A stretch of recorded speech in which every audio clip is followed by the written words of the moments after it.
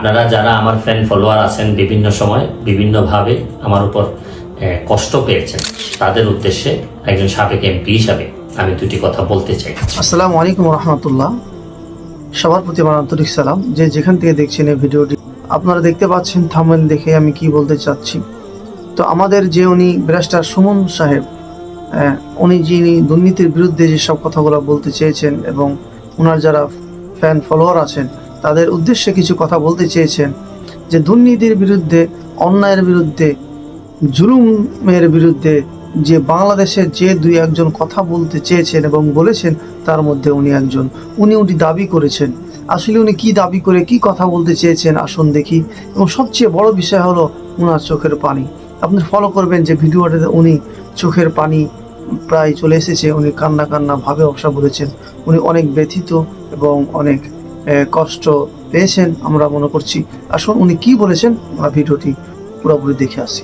শুরু করিতেছি মহান আল্লাহর নামে, যিনি পরম করুণাময় এবং অত্যন্ত দয়ালু।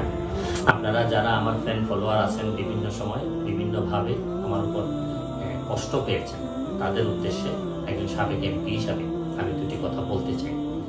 আমি আপনাদের এই সংস্কার, কোটা সংস্কার যে আন্দোলন, এই আন্দোলনে বা বৈষম্য বিরোধী ছাত্র আন্দোলন, এই আন্দোলনে কোটা সংস্কারের জন্য আমি সবসময় আপনাদের সাথে ছিলাম এবং এটাতে যারা আহত নিহত হয়েছেন তাদের পক্ষেও, এই বিচারের পক্ষেও আমি ছিলাম।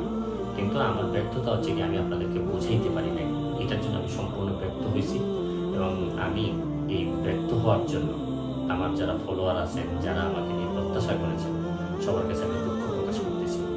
আমি আপনাদেরকে আরেকটি কথা বলতে চাই।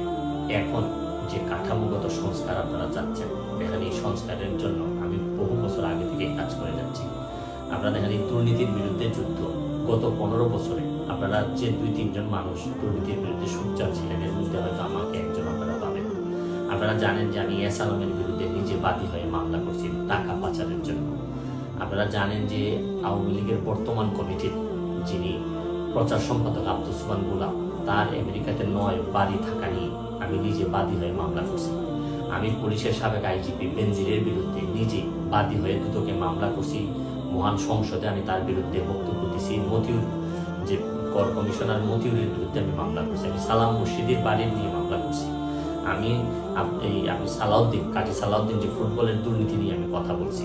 ওসি মুয়াজ্জেমের বিরুদ্ধে আমি নিজে মামলা করছি, করে তার 8 বছরের সাজা হয়েছে ডিজিটাল নিরাপত্তা আইনে।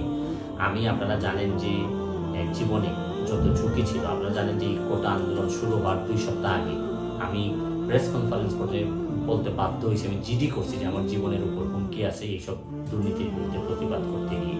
সুতরাং আমি এই যুদ্ধে সবসময় চেষ্টা করছি।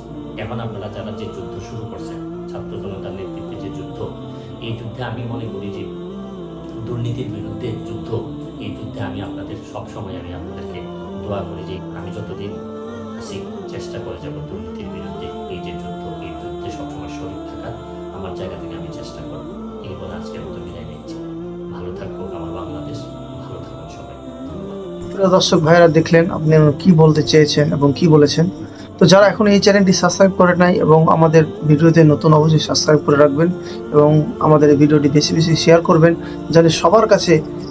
দেখেন ভুল মানুষই করে, ভুল মানুষই করে, অনেক ভুল হয়, কিন্তু আমি মনে করি উনি একজন ভালো মানুষ। তবে আপনারা কি মনে করেন অবশ্যই কমেন্টে বলে যাবেন। আসসালামু আলাইকুম ওয়া রাহমাতুল্লাহ।